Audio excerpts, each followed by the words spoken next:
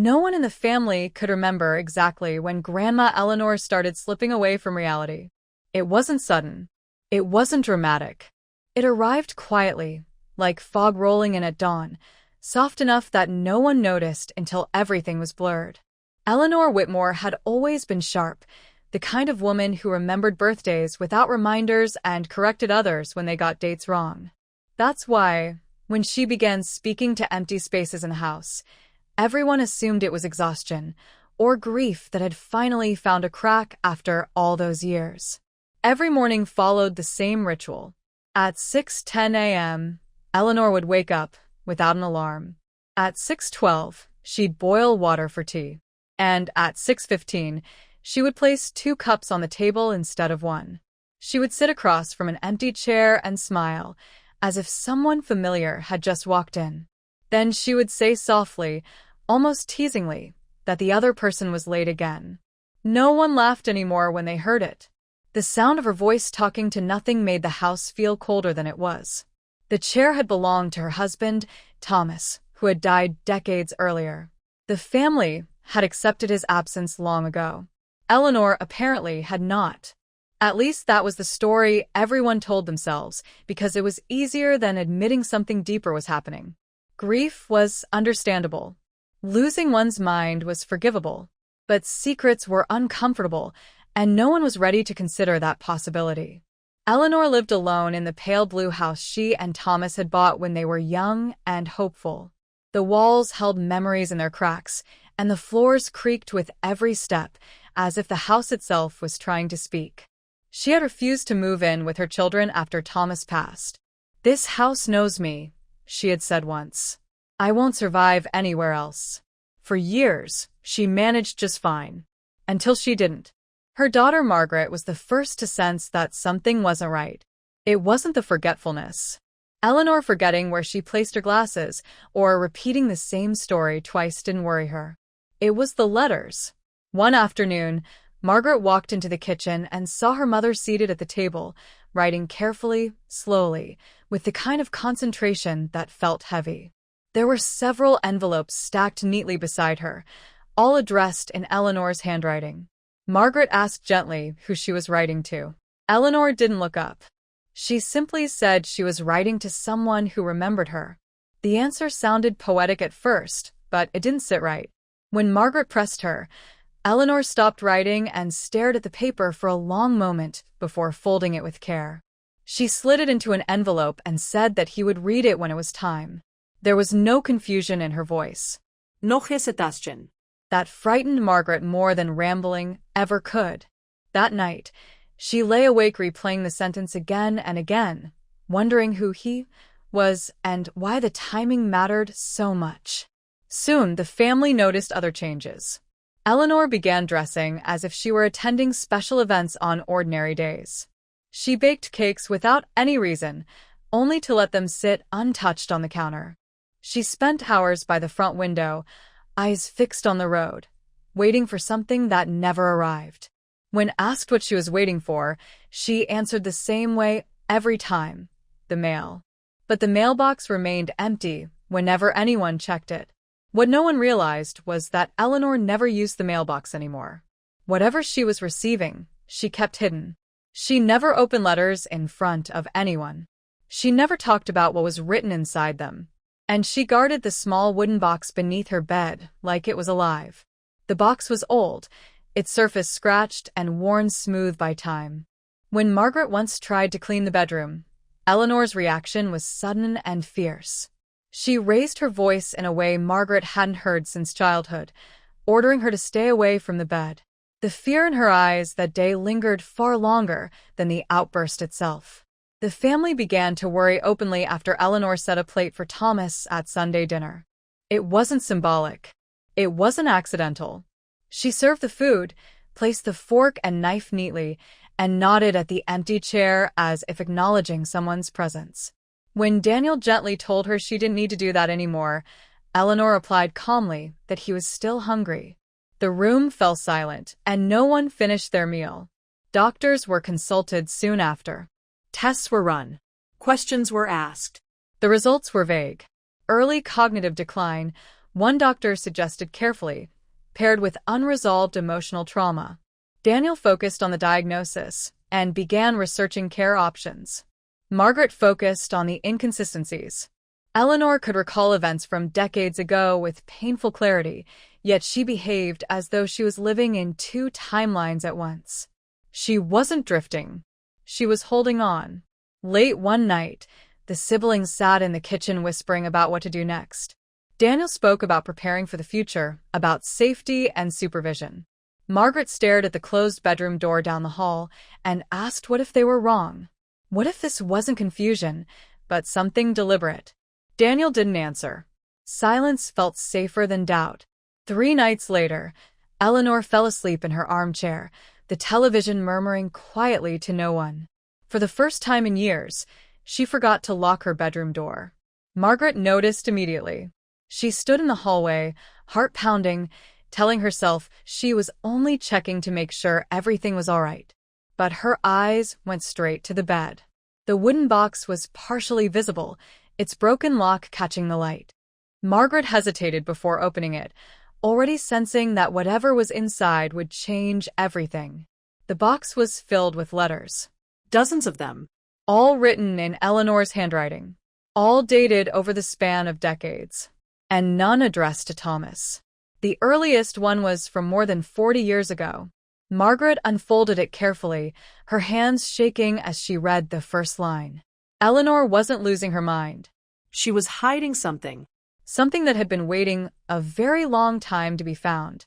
Margaret sat on the edge of the bed for a long time after reading the first letter, the house so quiet that she could hear the ticking of the old clock in the hallway.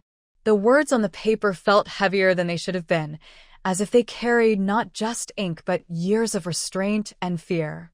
Eleanor's handwriting was steady, careful, nothing like the shaky scrawl Margaret had expected from someone the family believed was slipping away.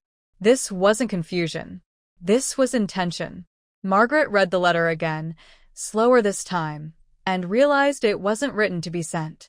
It was written to be kept, like a confession waiting for permission to exist. She opened another letter, then another. Each one was dated, each one precise. They stretched across decades, forming a timeline Margaret had never known existed. Eleanor wrote about ordinary days in extraordinary ways, about moments she had buried so deep that even her children had never sensed them. The letters spoke of waiting, of watching, of loving someone from a distance that was never chosen but enforced. There were names mentioned but not often and never fully explained. The writer assumed the reader already knew the truth, whoever that reader was meant to be. Margaret froze when she realized the letters weren't addressed to a single moment in time. Some were written in the past tense, others in the present, and a few in a tone that felt like preparation for an ending. Eleanor had been writing to the same person for years, even when there had been no response, even when the world around her had moved on. The idea unsettled Margaret deeply. Who keeps writing to someone who never answers, unless the act itself is the point? She placed the letters back carefully and returned the box to its place, her mind racing. That night, she barely slept. Every creak of the house felt louder, every breath too sharp. She couldn't bring herself to confront her mother the next morning. Eleanor moved through the kitchen as usual, calm and focused, humming softly as she made tea for two. When she set the extra cup on the table, Margaret noticed something she hadn't before. Eleanor wasn't pretending the other cup was for Thomas. She never said his name. She never looked at his photograph. The empty chair meant something else entirely. Over the next few days, Margaret began paying closer attention. Eleanor's routines were exact, almost ritualistic. Certain letters were written only on specific days. Certain drawers were opened only at night. She watched her mother step outside in the early hours before dawn and stand by the road for a few moments, as if measuring time itself. When Margaret asked where she had been, Eleanor simply replied that she didn't want to miss it. Miss what? Margaret wanted to ask, but the answer felt too dangerous to hear. Unable to carry the weight alone, Margaret confided in her brother. Daniel listened in silence as she described the letters, the dates, the tone that didn't match any diagnosis. He wanted to believe her, but fear made him cautious. He said this could still be part of the illness, that writing letters could be a coping mechanism. Margaret disagreed. She had read enough to know the difference between rambling and restraint. Eleanor's words were not unraveling. They were controlled, purposeful, almost disciplined. That afternoon, Margaret made a decision she knew crossed a line. She waited until Eleanor left the house to tend to the garden, then returned to the bedroom and took one letter with her. Just one. She needed to understand more before she could decide what to do next. Sitting in her car, she read it slowly, feeling like she was intruding on a private world that had survived in silence for decades. This letter was different. It mentioned a place, a small town miles away, a train station, a date that coincided with a year Margaret knew had been difficult for her parents, though no one ever spoke about why. The realization hit her all at once. There were gaps in her family's history, years that had been skimmed over with vague explanations and forced smiles. Eleanor had always avoided certain questions, redirecting conversations with practiced ease. Margaret had assumed it was grief. Now she wasn't so sure. What if the story they had grown up with was incomplete? What if Eleanor's silence hadn't been weakness, but survival? That evening, Margaret gently asked her mother about the year mentioned in the letter. Eleanor stiffened instantly. Her hands stopped moving, her eyes darkened, and for a moment Margaret thought she might lash out again. Instead, Eleanor sat down slowly and said nothing. The silence stretched painfully between them. Finally, Eleanor asked Margaret where she had heard that year mentioned. Margaret Lied. She said she'd been looking through old photographs. Eleanor studied her for a long time, then nodded as if accepting an answer she didn't believe. Later that night, Eleanor wrote another letter. Margaret watched from the doorway as her mother's pen moved steadily across the page.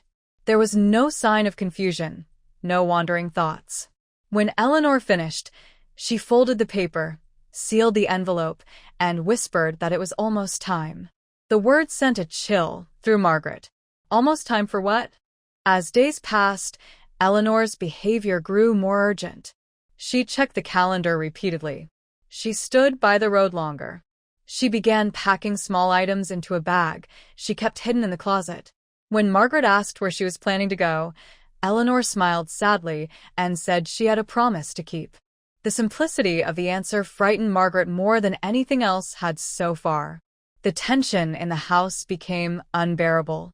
Daniel noticed the changes too now, the way Eleanor's focus sharpened instead of faded. He admitted something wasn't adding up.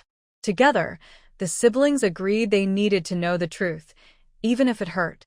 They decided to read the letters together, all of them, to piece together whatever Eleanor had spent her life concealing. But before they could act, something unexpected happened. One morning, Eleanor didn't come in from the garden. Margaret found the back gate open and the road beyond it empty. The small bag from the closet was gone. On the kitchen table lay a single envelope, addressed in Eleanor's careful handwriting, left where it could not be ignored. Margaret stood frozen in the kitchen for a long moment, staring at the envelope as if it might disappear if she looked away. The house felt different without Eleanor's presence, hollow in a way that made every sound echo too loudly. She reached for the letter with unsteady hands, already afraid of what it might confirm. The envelope was heavier than it looked, thick with more than one page.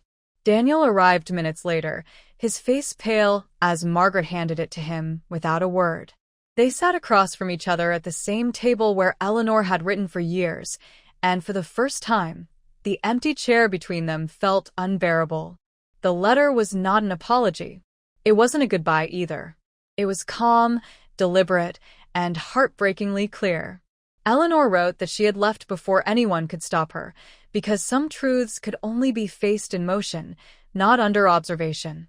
She said she had spent a lifetime being watched, judged, and quietly directed by expectations that were never hers. The letter explained that what the family mistook for confusion was actually preparation. She had been organizing her memories, her words, and her courage, waiting for the moment when she could finally finish what she started so many years ago. She wrote about a love that existed before Thomas, a love that arrived too early and was taken away too quickly by circumstance and fear. Eleanor had been young, from a family that valued appearances over happiness. The man she loved had been the wrong kind of person in the eyes of everyone who mattered, not because he was cruel or careless, but because he didn't belong where she was expected to stay. When the truth came out, it was handled quietly and decisively. Eleanor was sent away for a time, and when she returned, the future she wanted no longer existed. Thomas had been kind, Steady. Safe. he offered her a life without questions, and she accepted it with gratitude, believing that choosing stability over longing was the same as choosing maturity. But the letters revealed what no one had ever known. Eleanor had never stopped loving the man she was forced to leave behind. She had simply learned how to hide it. She married Thomas and built a life that looked complete from the outside, all while carrying a private grief she wasn't allowed to name. The man from the letters had written to her once, years after she married, asking if she was happy. Eleanor never replied. Not because she didn't want to, but because responding would have meant admitting that parts of her life were built on silence. She began writing letters she never sent, saying everything she couldn't risk saying out loud. Over time, the letters became her way of preserving a version of herself that the world never got to see. They were never meant to be mailed. They were meant to survive. As Margaret and Daniel read on, the story grew heavier. Eleanor described watching her children grow while wondering what her life might have looked like if she had been braver. She wrote about moments when she almost told the truth, only to stop herself because the cost felt too high. She believed that revealing her secret would undo everything she had built, that it would turn gratitude into resentment and kindness into betrayal. So she stayed silent, convincing herself that loving quietly was a form of loyalty. The most painful revelation came near the end of the letter. Eleanor wrote that she had learned, by chance, that the man she loved was still alive. He lived alone now, in the same small town mentioned in the earlier letters. He had never married. He had never stopped asking about her. The knowledge shook something loose in her. It made time feel fragile, finite. She realized that if she didn't face the truth now, she never would. The rituals, the empty chair, the waiting by the road, they were not signs of a mind fading away. They were acts of courage she was slowly teaching herself how to perform. Eleanor wrote that she did not expect forgiveness or understanding. She only wanted to arrive honestly, without lies or explanations rehearsed for comfort.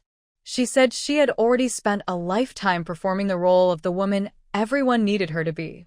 What she wanted now was to meet the man she once loved as the person she had become, not the girl she had been forced to abandon. If he no longer wanted to see her, she would accept that too. What she could not accept was leaving this world without trying. Daniel folded the letter slowly, his hands trembling despite his effort to stay composed. Everything he thought he knew about his mother felt suddenly incomplete. Margaret stared at the window, imagining Eleanor standing by the road all those mornings, not waiting for the past to return, but gathering the strength to walk toward it. The idea filled her with grief and admiration in equal measure. They drove to the town mentioned in the letter without speaking much, each lost in their own thoughts. The road stretched endlessly ahead, the sky heavy with clouds that threatened rain. Margaret couldn't stop wondering how long Eleanor had been planning this, how many nights she had lain awake choosing silence so her children could grow up without questions she didn't know how to answer. The weight of that sacrifice pressed hard against her chest. When they reached the town, it felt smaller than Margaret had imagined. Quiet. Ordinary. They found the address easily. A modest house with a weathered fence and an overgrown yard. Daniel parked the car, and neither of them moved for a moment. The fear that they were already too late settled over them like a shadow. Margaret stepped out first. She walked up the path slowly, her heart pounding with each step. Before she could knock, the door opened. An elderly man stood there, his posture stiff, his eyes alert despite his age. He looked past Margaret toward the road, as if expecting someone else entirely. His voice shook when he asked if they were looking for Eleanor. The man stepped aside without waiting for an answer, as if he had already known this moment would come. Inside the house, the air smelled faintly of old books and dust warmed by sunlight. Eleanor was sitting near the window, her small bag at her feet, her hands folded in her lap. She looked up slowly when she heard the door close. For a brief second, fear crossed her face, not because she had been found, but because she wasn't sure who had found her. When her eyes met Margaret's, something inside her seemed to loosen, like a knot finally giving way. Eleanor didn't stand. She didn't apologize. She simply said her daughter's name, softly, with a mixture of relief and sadness. Margaret crossed the room in a few quick steps and knelt in front of her mother, taking her hands. They were warm and steady. Not the hands of someone lost, but of someone who had made a difficult choice and carried it all the way through. Daniel stood near the door, unsure of where he belonged in this moment, watching a version of his mother he had never been allowed to know. The man cleared his throat quietly and excused himself, retreating into the kitchen as if he understood that some reunions required privacy before explanation. Eleanor looked at her children and told them she hadn't run away. She had gone exactly where she said she would go, even if she hadn't said it out loud. She told them she needed to see this through with her own eyes, to know whether the life she had imagined for so long still existed in any form. She said waiting had become heavier than leaving. Margaret wanted to ask 100 questions, but none of them felt right. Instead, she asked the only thing that mattered in that moment. She asked her mother if she was afraid. Eleanor nodded. She admitted she had been afraid her entire life, afraid of disappointing people, afraid of wanting more than she was given permission to want. This fear, she said, felt different. It felt honest. When the man returned, he carried 2 cups of tea, setting one down in front of Eleanor without ceremony. They looked at each other for a long time, long enough that Margaret realized this wasn't a reunion built on fantasy. It was built on recognition, on decades of unspoken understanding. He finally spoke, saying her name the way it had once been spoken, without hesitation or expectation. Eleanor smiled then, a small, fragile smile that held more truth than anything she had shown in years. They talked quietly for a while, not about what had been lost, but about what had been lived. About choices made under pressure and love that survived without demanding proof. There were no dramatic confessions, no attempts to reclaim the past. Just 2 people acknowledging what had been and what still remained. Eleanor didn't ask for forgiveness, and he didn't offer regret. They shared the simple relief of honesty. Eventually, Eleanor turned to her children and told them she was ready to come home.